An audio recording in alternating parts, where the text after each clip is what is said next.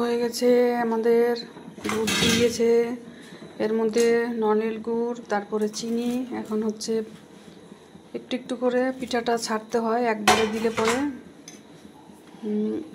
হয়ে যাবে, তলা বেঁধে যাবে, একসঙ্গে সব জমাট বেঁধে যাবে। সেই জন্য অল্প অল্প করে দিতে হয়, মানে যখনই উতলাবে তখনই এইভাবেই পিঠাটা রান্না করতে হয়। এখন আমাদের পিঠা রান্না চলছে। এর মধ্যে আছে নলেন গুড়, তারপরে চিনি আর একদম খাঁটি গরুর দুধ দিয়ে তৈরি হচ্ছে আজকের চুষি পিঠা, দুধ চুষি।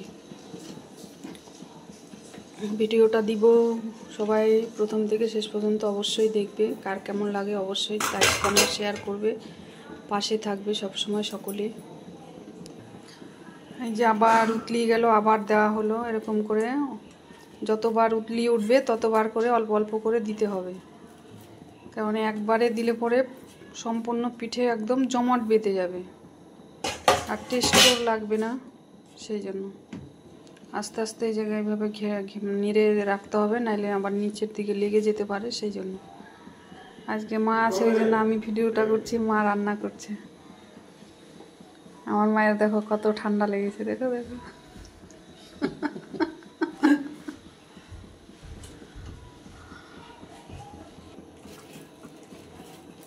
এই যে দেখো এইভাবে, এই যে উতলে দিলেই মনে করো আস্তে আস্তে উতলানোটা কমে যায়।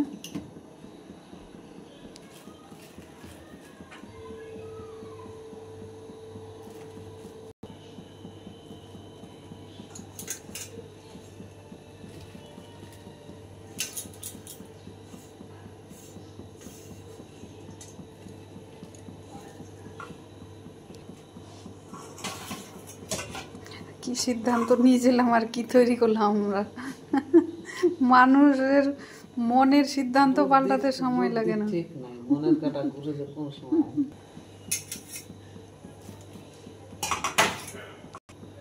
এইভাবে পিঠা দিবে আর এইভাবে আস্তে আস্তে আস্তে আস্তে নেড়ে রাখতে হবে, কারণ এটা স্টিলের পাত্র, নিচে আরও তাড়াতাড়ি লেগে যায়। সেই জন্য আর এরকম পাত্রে পিঠেটা রান্না করলে কি হয়, মানে এটাই ভালো হয়েছে, খোলামেলা, মানে উতলায় কম ভালো হয়। পিঠে দেওয়া কমপ্লিট হয়ে গেল, সম্পূর্ণ পিঠে দেওয়া হয়ে গেল। একটু আমাদের দুধ দিতে হবে, ওই জন্য দুধটা আবার এই যে বাটিতে বসিয়েছি, গরম করে দিব, তাহলে একদম পারফেক্ট হবে।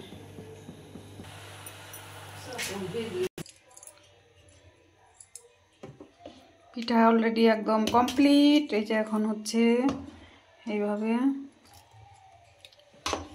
এই পাত্রের মধ্যে থাকলে একদমই জমে যাবে, সেই জন্য আলাদা আলাদা পাত্রে বেড়ে রাখা হচ্ছে সবাইকে দেওয়ার জন্য। এত পিঠা তো আর একসঙ্গে খাওয়া যাবে না একা একা।